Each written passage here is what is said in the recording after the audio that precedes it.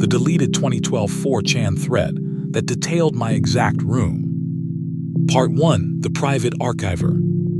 My name is Nathan. I used to spend a lot of time on image boards. Back in 2012, there was a brief window where certain threads on 4chan's paranormal board, X, wouldn't get saved by the usual archiving sites.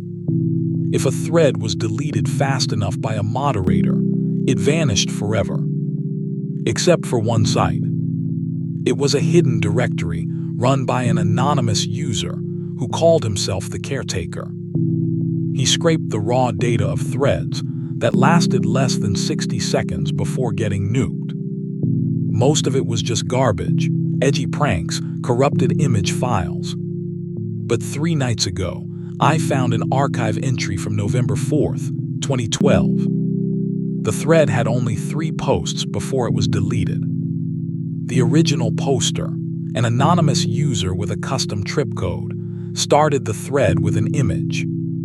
It was a photo of a basement wall, rough concrete, a single wooden chair facing the corner.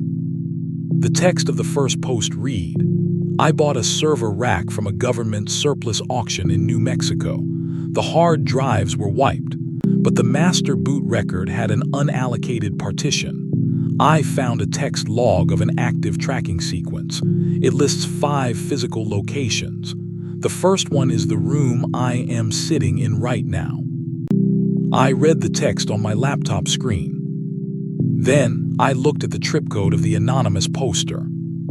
The trip code string was a sequence of letters and numbers, NZ8V41P. I paused. I pulled my old wallet out of my desk drawer. I took out my social security card. The last 7 digits of my social security number are digits that align perfectly with the alphanumeric sequence of that trip code. Exactly. NZ8V41P. I sat back in my chair. My room was completely dark except for the light of my monitor. I told myself it was a statistical anomaly, a coincidence of cryptography. But then I scrolled down to the second post in the archive. It was posted 30 seconds after the first one.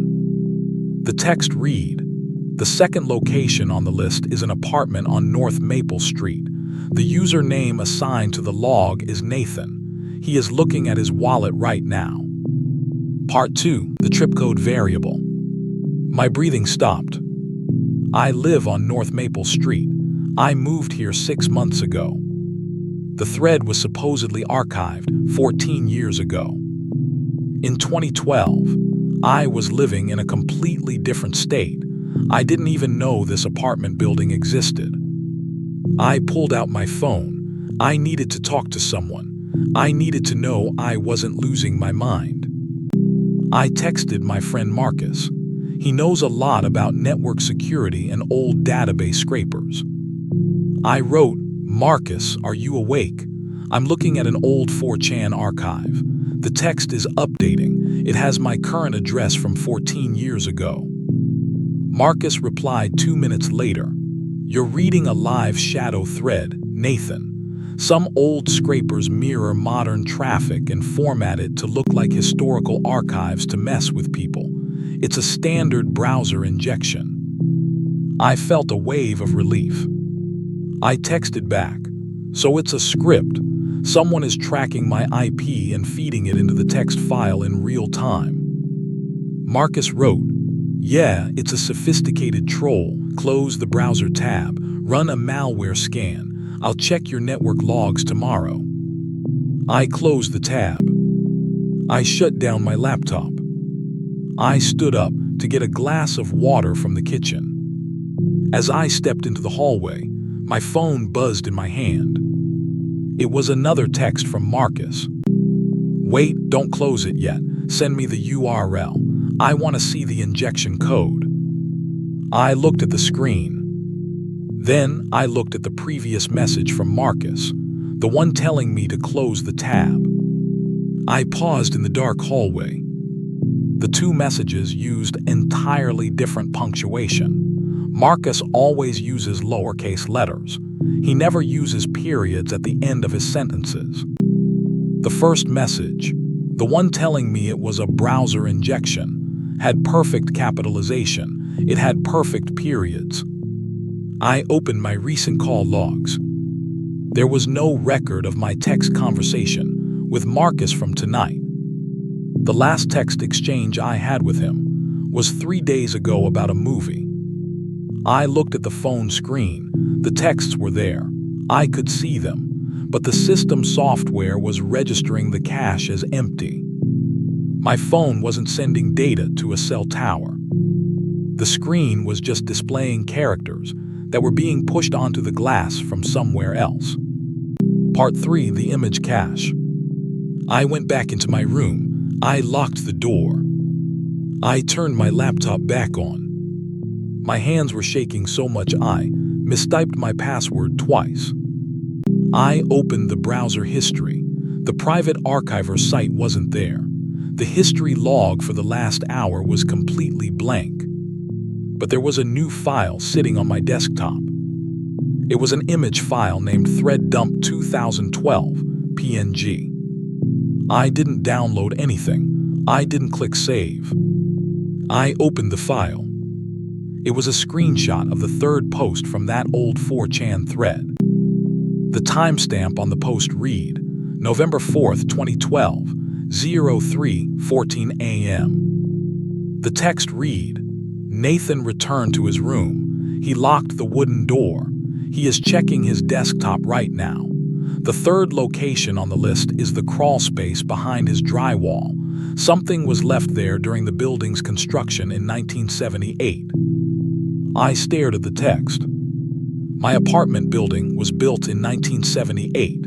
I remember reading that on the lease agreement. In my bedroom, next to my closet, there is a small, rectangular access panel in the drywall. It's painted over. It leads to the utility pipes. I turned my flashlight beam toward the panel. The white paint around the edges of the panel was cracked. Not old cracks from settling foundation. The chips of paint were clean, bright white. They looked like they had been broken off 5 minutes ago. My phone vibrated. A new text message from my own number. The text read, The entry logs require a physical confirmation. Please check the unallocated space. I sat perfectly still on my bed. The psychological panic was shifting into something much colder. The air in the room was dropped by several degrees. I could see the faint mist of my own breath in the beam of my flashlight. I didn't move toward the panel. I couldn't. Then I heard the sound.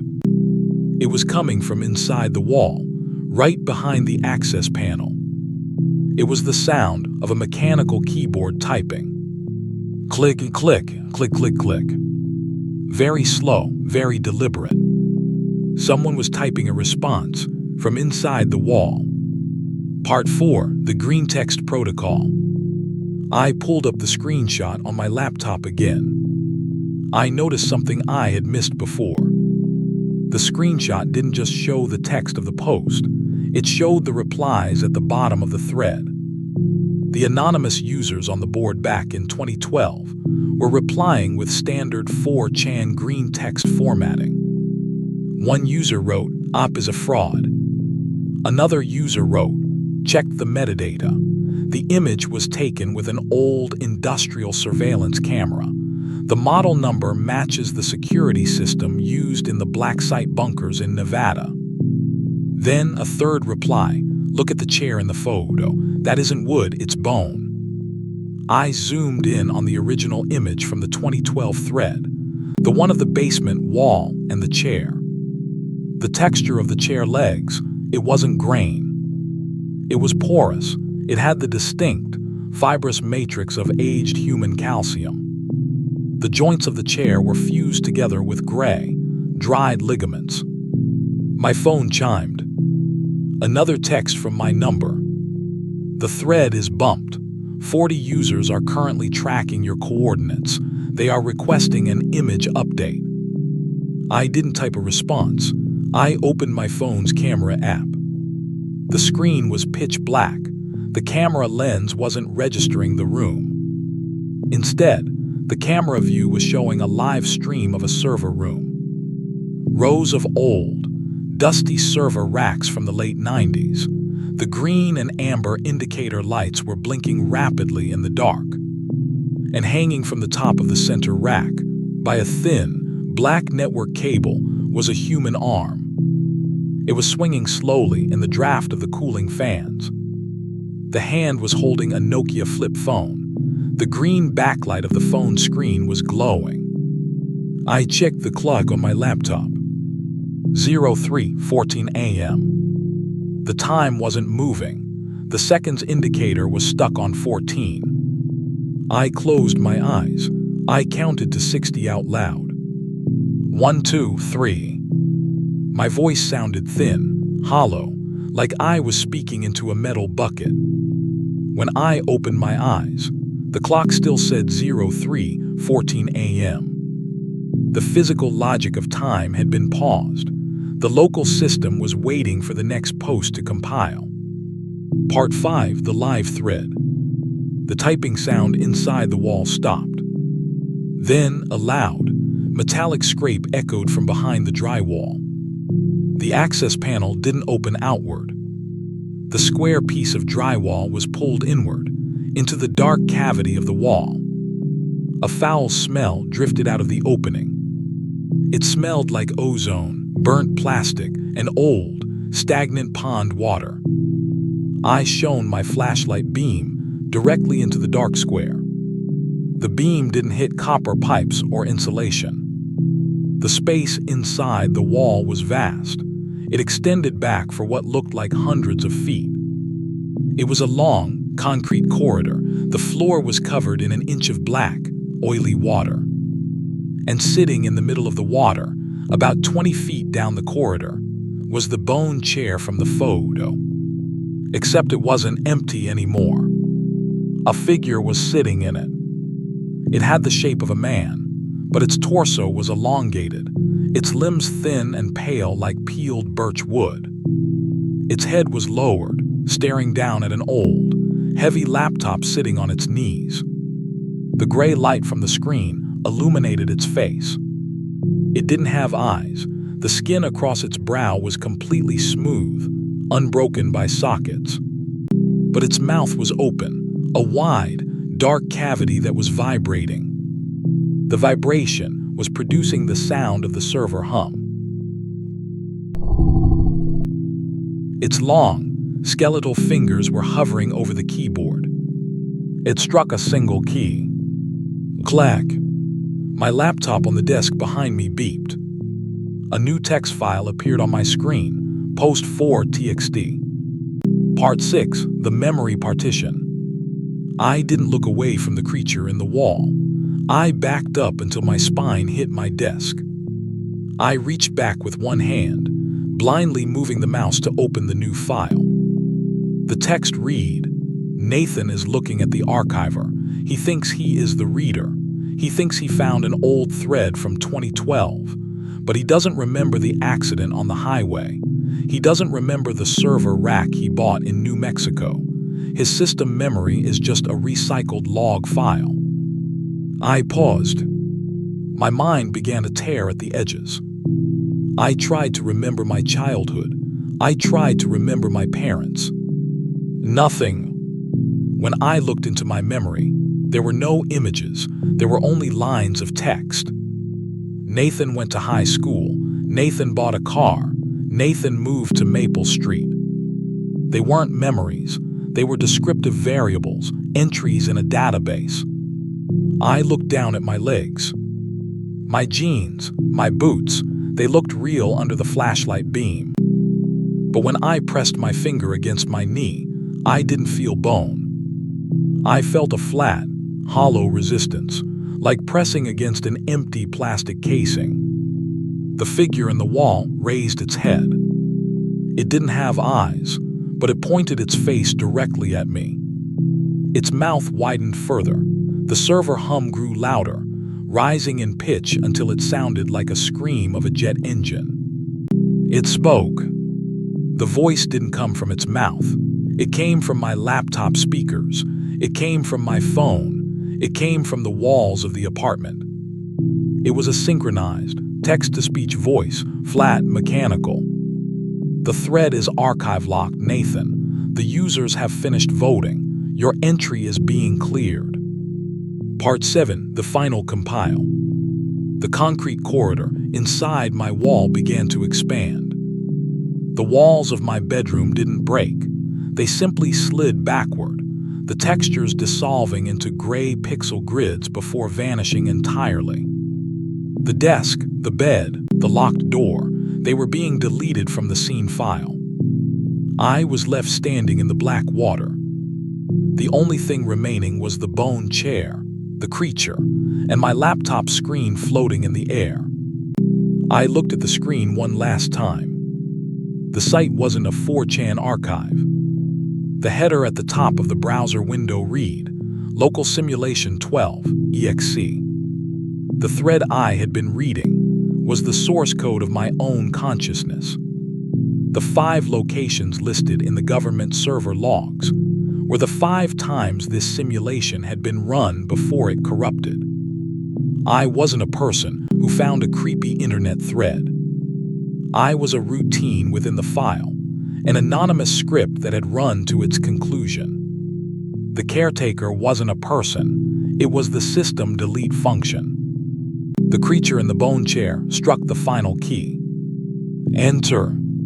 The voice in my ears spoke one last word. Clear. The pixels of the room failed. The light went to 0. If you are listening to this log, if you are processing these words, you are not reading an anonymous story. Your system has just opened the unallocated partition. Check your trip code. Count the steps in your house. The caretaker has just noticed your user ID. And the thread. The thread is about to be bumped. System termination successful.